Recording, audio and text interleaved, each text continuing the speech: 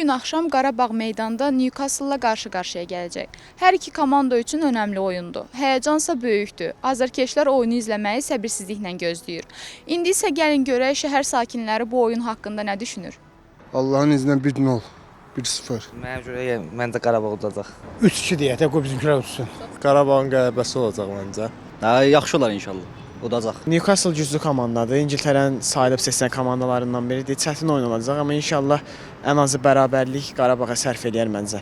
İnşallah ki, ümidimiz həmişə Qarabağ olub. İnşallah da Qarabağ udar. 3-1 Qarabağın məğlubiyyətinə olacaq.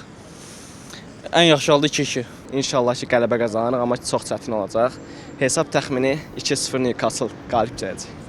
Böyük ehtimal məğlubiyyət gözlənilir, amma istərdik ki, təbii ki, Qarabağ utsun.